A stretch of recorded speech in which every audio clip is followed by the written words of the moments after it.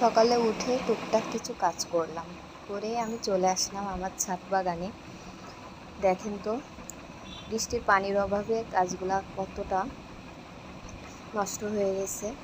আজ এক সপ্তাহ থেকে আমাদের এলাকায় কিন্তু কোনো বৃষ্টি না। আসসালামু আলাইকুম, সবাই কেমন আছেন? আশা করি সবাই ভালো আছেন। এই যে এদিকে বেগুন গাছও লাগানো হয়েছে, আর অন্যদিকে ড্রাগন গাছও হয়েছে, অনেক ফল হয়েছে ড্রাগনে। তারপর আমি চলে আসলাম রুমে।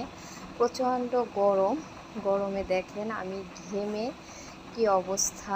এসে একটু ফ্যান দিয়ে বসে আছি। অন্যদিকে আমার হেল্পিং হ্যান্ড কিন্তু চলেই এসেছে, তার কাজ সে করছে, আমার কাজ আমি করব। তাকে দিয়ে আজ কিছু মাছ কাটানো হবে।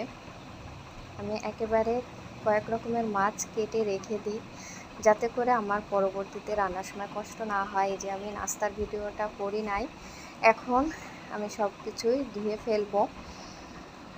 এই যে শুধু খাওয়া দাওয়া করলেই তো হয় না, আসলে এই ধোয়াধুয়িটা হচ্ছে সবথেকে বড় কষ্টের আমাদের মেয়েদের।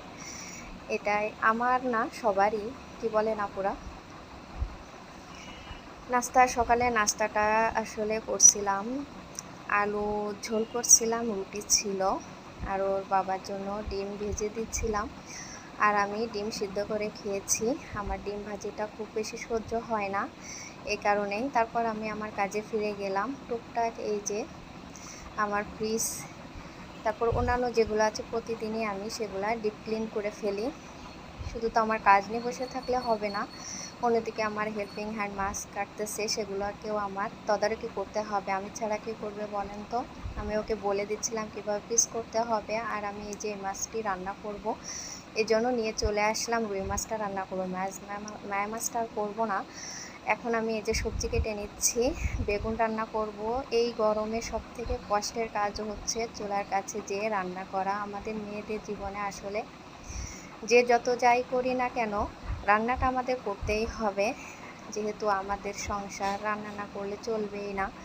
তারপরে যে আমি বেগুনটা, আলু দিয়েছি ওর ভিতরে একটা, আমি বেগুনটা কিন্তু খুব সুন্দরভাবে ধুয়ে নিয়েছি। অন্যদিকে আমি বেগুন বড়ি দিয়ে রান্না করব, আর রুই মাছ ভুনা করবো। যে আমি রান্নাটা চাপিয়ে দিয়েছি, কেমন হয়েছে বলুন তো আমার রান্নার কালারটা? অন্যদিকে আমি এই যে রুই মাছটাও চাপিয়ে দিয়েছি। আমি দুই চুলায় রান্না করি, যাতে আমার রান্নাটা খুব তাড়াতাড়ি হয়ে যায়। আমার রান্না শেষ, এখন আমার অনেক শান্তি। দুপুরে রান্না শেষ মানেই মেয়েদের জীবনে শান্তির শেষ নাই। এই যে দেখেন কেমন হয়েছে। তারপর আমার হেল্পিং হ্যান্ড এই যে মাছ কেটে নিয়ে চলে আসছে। ও ভালো করে ধোয় নাই, আসলে ওরা ভালো করে ধোয় না, আমাদেরই ধুয়ে নিতে হয়। এগুলো আমি এখন আলাদা আলাদা করে ছোট ছোট প্যাক করে রেখে দিব, রান্নার সময় যেন আমার কোনো ঝামেলা না হয়।